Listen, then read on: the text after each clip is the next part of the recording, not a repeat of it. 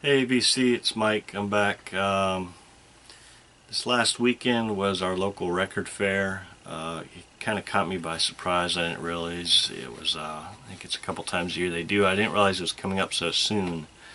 And I hadn't really saved up a whole lot of money for it. I just had my birthday, or my birthday was just coming up, and I'd already bought myself a couple records for my birthday and kind of spent a little bit of money I'd set aside for the record budget. But I managed to scrape together some money in the couple weeks preceding it and had a decent amount to spend. But the day of the show was actually the same day my daughter had some dance performances at the local performing arts center.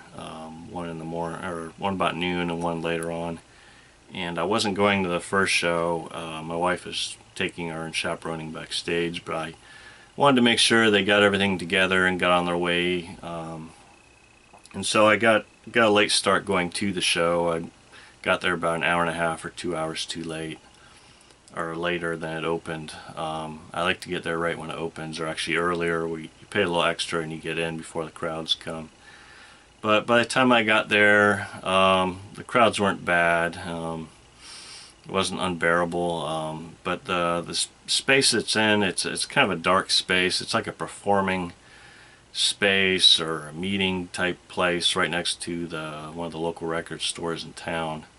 But it's kind of like a bar atmosphere. It's dark. It's got some little pendant lights hanging from the ceiling that don't put off a whole lot of light. And it was hot in there. It wasn't a very hot day outside, but it wasn't really cool. And they kept the front door open, and they would run the AC for about 10-15 minutes and then shut it off for about 10-15 minutes. So it's pretty much every other time I've gone, it's been the same. It's been kind of hot, dark, and kind of crowded, but at least not too crowded this time. So usually when these things come, I always think I should, like, before I go nuts and start going through all the records, kind of work my way around and get a feel for who's there and who's got what and what looks interesting. But the madness takes over, and I kind of got the 1,000-yard stare. I just focus in on the boxes in front of me and the records and try to tune everything else out. And so the first thing I do when I walk in, I go straight to the table to my immediate left and just start flipping through records. And so I spend about 10-15 minutes going through this guy's records, and it's a lot of kind of rock, 60s, 70s, 80s rock. Some good stuff, but nothing I had to have. And I was getting a little discouraged. But then I got to his last couple rows of boxes, and I found he had a lot of kind of classic era jazz, late 50s to early 70s, but mostly like late 50s, early 60s stuff, and a lot of West Coast jazz as well, like Pacific Jazz, contemporary labels, Bethlehem, things like that. Which is a lot of stuff I've been buying lately, which hadn't really been my plan to buy a lot of jazz at this show. I was hoping to kind of find some different stuff, some rock, or kind of more electronic music, some maybe foreign rock, krautrock, some instrumental hip hop kind of stuff, maybe some dub reggae, something a little different. But I saw stuff and I thought, wow, I'll probably be back here if I don't find anything else. And I actually told him that. I said I'll probably be back here. But I said I want to look around some more first and see what else is at the show. But there's one record I had to buy because I saw it and I wanted it, and I was worried someone else might buy it because it's who it was. It's a Miles Davis record, Bag's Groove, on Prestige. One of his earlier recordings. Baggs, of course, is Milt Jackson, who plays the vibraphone for Modern Jazz Quartet, and it's got the big names: Sonny Rollins, Horace Silver on piano, Thelonious Monk on piano, Percy Heath and Kenny Clarke. I mean, gods of jazz here. And it's $20. Not a first pressing, but a very early pressing on Prestige, the yellow and black fireworks label they call it, or people refer to it as. If it's a first pressing, it would have had a New York address here. This has the Bergenfield, New Jersey address, so This would have been like a second press, like a year and a half later or something. But it was 20 bucks. It was a little kind of, had a little bit of like white mold in the original outer sleeve it was in, but it cleaned up really nice with some Clorox wipes front and back. And the record cleaned up really well. It's got a few scuffs, but I mean, these early Prestige I found, when you clean them up, I mean, the sound is just so well recorded and mastered. It's mastered by Rudy Van Gelder. It's got the Van Gelder stamp and the dead wax.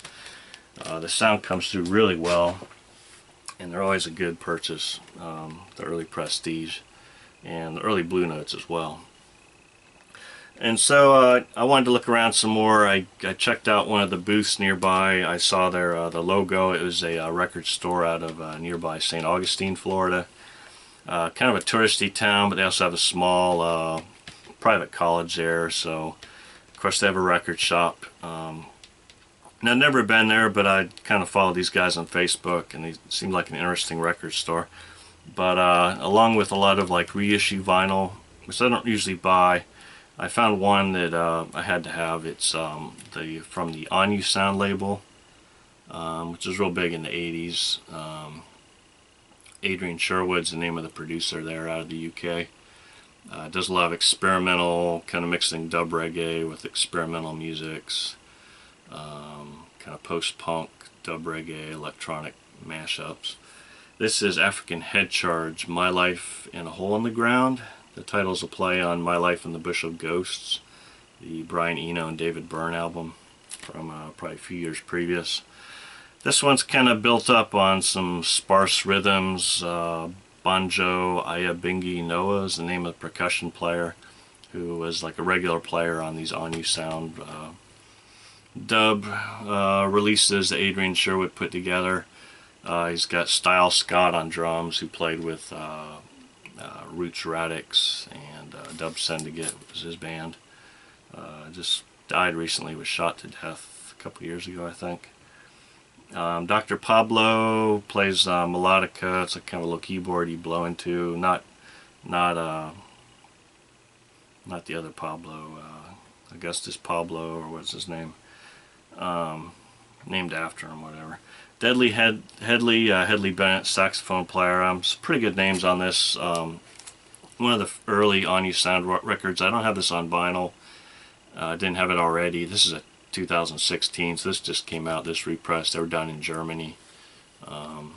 Really good quality.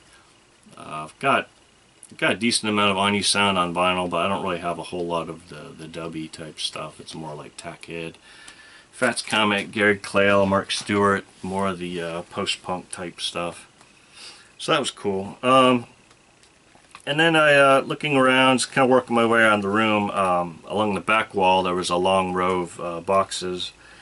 And as I started going through it and talking to the guys there, I realized this is a guy who, he sells out of a local flea market. And along with selling at the flea market in the weekends, he has a booth in the antique mall at the flea market. And I'd actually bought a couple records from that booth just recently. I bought a Stanley Turrentine, like a Blue Note first pressing there. So I was pretty excited. I didn't realize that he sold a lot of records. He had a lot of boxes and some interesting stuff. But I bought a couple. I didn't want to buy a whole lot from him because I knew I'd be back at the flea market in the weekends to check out what else he had. But I bought a couple just because the price is right. I think this one was maybe about $5. Maybe less. This is a Blue Note, Lou Donaldson, Say It Loud. Of course, Say It Loud, I'm Black, I'm Proud, the James Brown song, I think, his version, and some other really good stuff. This is Liberty, Blue Note Liberty pressing. I think it might be a first press because this is a later Blue Note. 4299 is the catalog number. This is kind of one of those weird gatefold. It folds open and the record slides in between them. It's like a unipack, they call it, or something. A little beat up, but cleaned up nicely, and it sounds really good. Charles Erlin's the organ player on this, who's a really funky Hammond organ player, kind of from in the later Blue Note days. So I really like that one. And then the other record I bought from this guy, didn't want to leave behind. It's an Impulse record. It's always nice to get. This is Gabor Szabo. think that's how you say it. Gypsy 66. He'd been in the Chico Hamilton's band along with Charles Lloyd, and I guess left for Impulse and recorded some albums on there. But this is kind of backed up by Gary McFarland, who is a vibe player and arranger. So yeah, Gary McFarland, Richard Davis on bass, Grady Tate on drums, Sadeo Watanabe, the Japanese saxophone player, I think, and Barry Galbraith, another great guitar player. This is kind of in his playing some more like folk rock kind of sounding stuff here, I think. I haven't given it a real good listen, but couldn't pass up the nice Impulse gatefold in really good shape. I think this is about $8 or something. And then another booth directly opposite from that guy, real laid back guy. You know, I started looking through his records. I started actually right in the jazz section. He told me right away that jazz records are all half off, so I kind of got excited. I need to find something in there, and I found a few. I've been buying this guy's stuff lately. His early recordings is Chet Atkins. This is apparently his 7th recording, Hi-Fi and Focus. And the album cover here, it's that's photography. It's actually, they held some kind of photography contest, and the back they go all into it. I guess it's sponsored by Canon. But this is the winning entry here, and it's, I guess, using like a long exposure, and they use different colored lights on like kind of a pendulum string, and it made that sort of spirograph. Different patterns in there. It almost looks like a cat eye in the middle, but that's actually the same thing. It's like a light on a pendulum or something. More of the same, typical Chet Atkins, really nice, nice early electric guitar stuff, not too twangy, but. And then another jazz guitarist, Johnny Smith. This is on Verve, kind of a later Verve jazz issue. This came out originally in '67, I think. This is a later pressing. This is from like '71, and they dead waxed this one. It's actually it's etched November '71. Got kind of a die cut thing where you can see the guitar on the inside. What's really interesting about this one, it's like I said, it's not a first pressing, it's like a second, but it's real, I don't know if you can see, really floppy, really thin and floppy vinyl here. I've seen some of the European type stuff in the 80s that's really thin. This one's really, I've never seen a Verve this thin and floppy before, but it cleaned up really nice and it plays really well, so no complaints, just kind of weird. So that's it from that guy's booth there. Or no, actually I found one more. This is a nice nice collection here on Pacific Jazz of Chico Hamilton. Some of his early stuff was on Pacific Jazz. He's got some good players on this. It's from different recording sessions. Let's see, there's Jim Hall, the guitar player on here, along with Johnny Paisano, another good, but not so well-known guitar player. Paul Horn on sax, Buddy Collette on sax and flute, kind of a lesser-known West Coast guy. Eric Dolphy, of course everybody knows Eric Dolphy. He plays on a couple tracks in this that I don't think they were released on vinyl back in the day. I don't know why not, but it said they were previously unissued. But it's kind of a later Pacific Jazz issue here. It's got the later kind of blocky PJ logo on this thing. I guess they're a division of Liberty by this time. But that was just a few bucks. That was $3. The Chet Atkins was like $1.50, and Johnny Smith was like $4. It's a good deal on those. As I looked around some more, let me take a sip here. Marco Rubio mouth. As I looked around some more, I found a couple that weren't jazz, a couple records, so I was happy to pick these up. Gary Moore is a guy I used to collect back when I was a teenager. I've always liked his style. He's kind of goes between hard rock. He's got kind of a jazz background. He played in Coliseum 2, the second incarnation of the Coliseum band, this time a little more fusion-y with I think Don Airey on keyboards. He was on guitar, and of course John Heisman on drums. He played in Thin Lizzy. He goes way back with Phil Lynott from their first band Skid Row, but he played in Thin Lizzy a couple times when Robbo Robertson, whatever his name was out for various issues. Played on Black Rose. I think he toured the Johnny the Fox tour or something. But anyway, his solo career, he played more like hard rock type stuff. This single here, Falling in Love with You, is more, as you can tell from the title and the artwork here, more of a sentimental song, but it's kind of got a cool, you can tell he's influenced by like 50s and 60s rock and music. This one's got kind of a soul sound to it. It's not, the lyrics are kind of sappy, but the sound's pretty cool. And then as well, it's got the instrumental and the vocal, and then it's got Wishing Well, the free track, Paul Rogers Free. Is the original. This is his version. It's like a hard rocking, nice version with a nice guitar solo as usual from this guy. That was like $5, and then from another vendor, another Gary Moore. This is right at the end of his kind of hard rock phase before he became a full-time blues guy. This album I don't think it ever really did that well, and I think he was kind of burning out in the hard rock thing. I think he always wanted to find like the perfect singer. He sang on most of his stuff and he'd sing live, but I think he always wanted to find someone who could sing so he could focus on his guitar playing. He almost got there with Glenn Hughes, the great singer from Trapeze, and he played with Deep Purple and stuff. A couple records before this, but of course egos clashed and substances, whatever, things fell apart. It never became a thing. He's always been a pretty good singer, but when he plays live, you can tell he's straining sometimes. This album,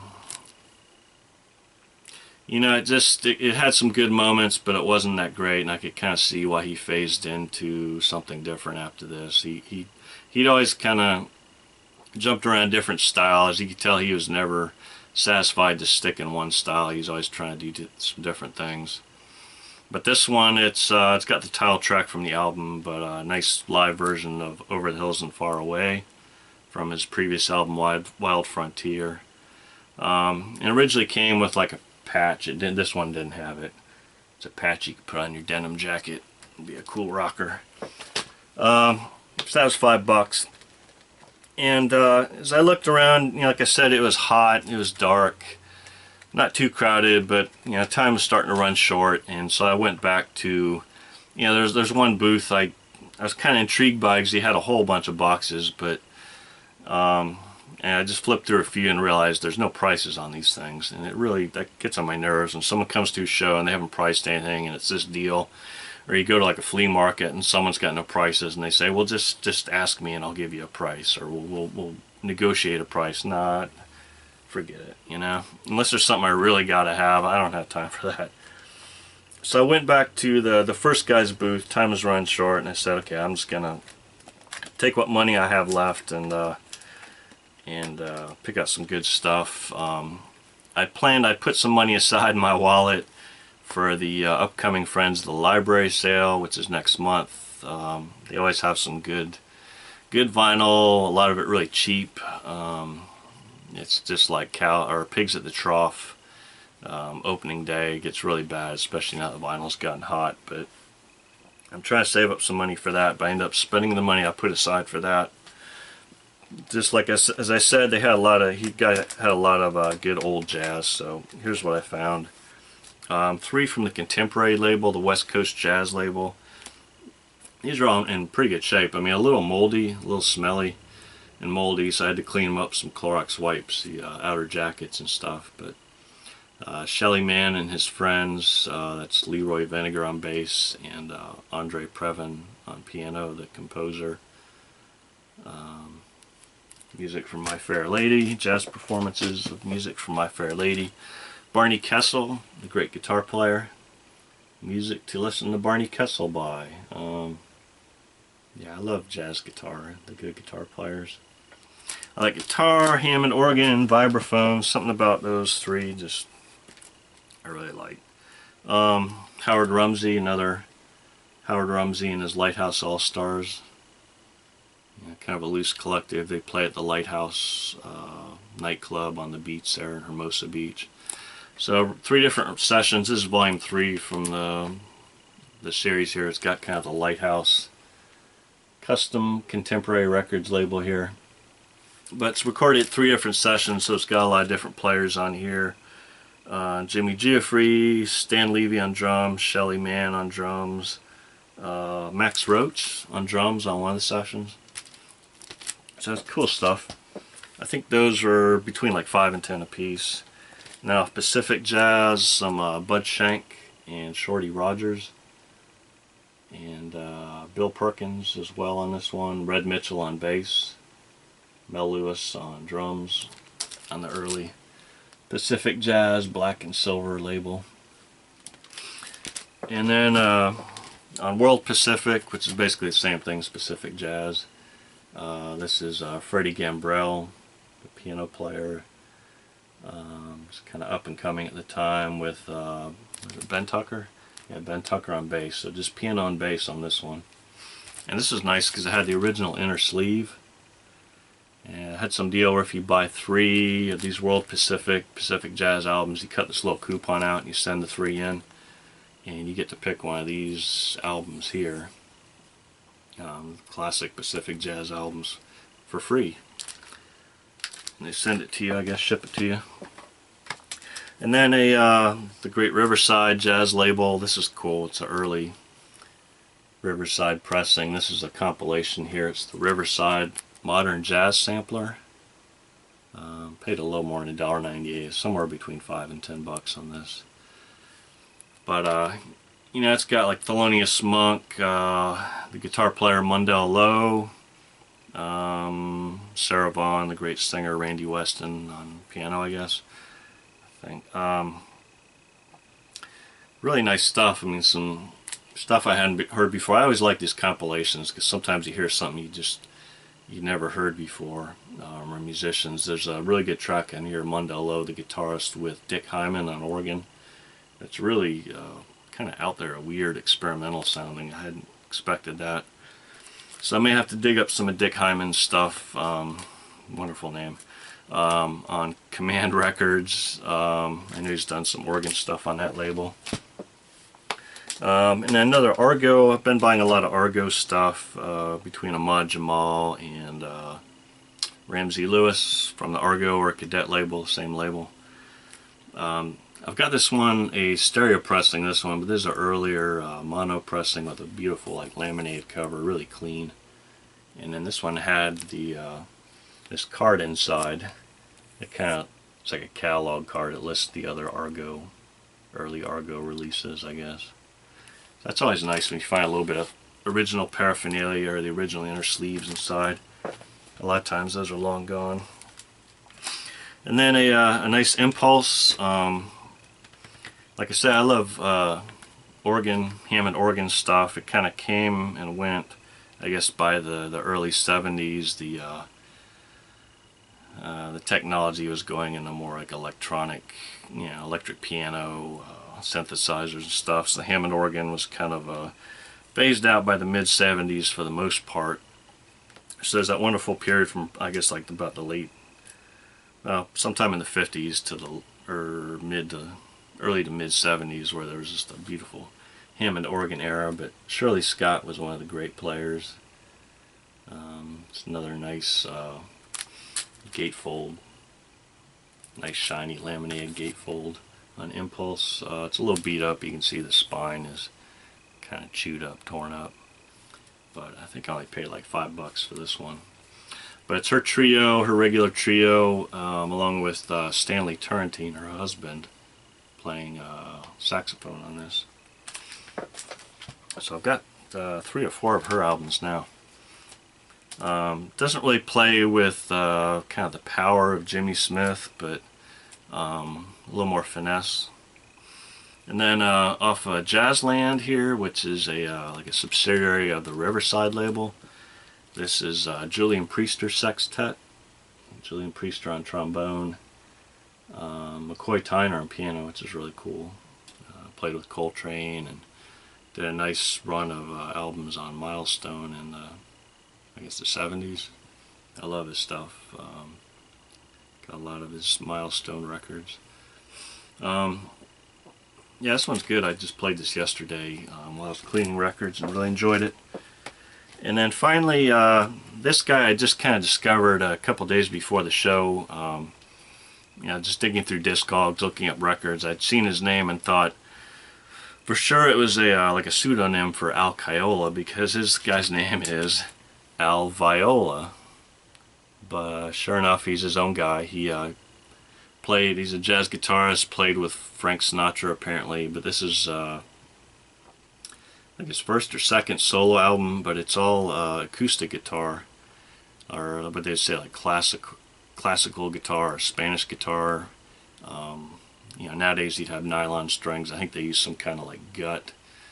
They used to use gut sutures. Now they have nylon sutures. But he was inspired, it says if you read the liner notes on the back, inspired by Lorendo Almeida, who played with the Stan Kenton Orchestra, played classical style Spanish guitar, acoustic guitar. And this one's really good. I probably paid a little more than I should. You can find different copies of this online. It's been reissued by Ace Records on vinyl, I think, but this is really good. It's kind of a noisy pressing. It's kind of staticky when you put it on, but once the playing kicks in, you don't really hear that background noise. And the playing is beautiful on this. And it's a cool label. This is on Mode Records out of LA, I think. Nice West Coast label. Kind of got that cool.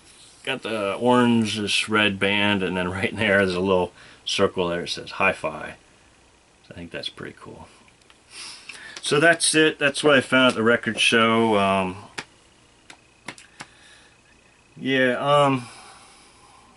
spent more than I wanted to, or that I planned to, but a lot of times I've gone and wished I had more money. This time I think I spent probably the right amount. I don't want to buy too many, but I didn't want to feel like I had to leave a bunch of good stuff behind. And excited because I realized that a guy I bought from before and had some neat stuff. He actually sells at the local flea market, so I can track him down on the weekends and see what else he has and buy some of his stuff. But that's it. Next week I'm going kind of on a short vacation for my daughter's spring break. And we're actually going out to the Panhandle of Florida, and I'm hoping maybe on the way, I'm leaving early to come back. I'm hoping on the way back maybe to hit Tallahassee and hit a record store there that I've been to before, and it's pretty good. But besides that, next month, like I said, coming up, we got the Friends of the Library sale, and they've always got a whole bunch of vinyl. It's just pigs at the trough. It's crazy, just bad habits. Or bad manners. One thing happened to this record fair that really, it's just typical of what you run into. I was flipping through records in this guy's table, and here I am. I got the M section, beginning of the N. I'm flipping through, and this lady's like right up beside me, just like standing there, and she's just wound up. I don't know why. And she asks the owner. She says, "Do you have any Madonna?" And he's like, "Oh, hang on, let me look." And so he's looking at the records. I said, "Yeah, there's probably some in here, but I'll be done in a minute." And she's just kind of like, anxiously waiting, like I don't know what her problem was. So finally when I finished the thing up, she just jumps right in, like, I don't know, gotta have her Madonna fix. I don't know, just kind of rude. I mean, it's like, if I'm in the M's, that's where Madonna's gonna be, because he didn't have his stuff separated by different genres. And just kind of wait your turn or go beyond me or something. I always find a way to work around people. I don't invade people's space. I'll bounce around to different sections and just make a mental note. I need to go back and hit the M's and the N's here or whatever.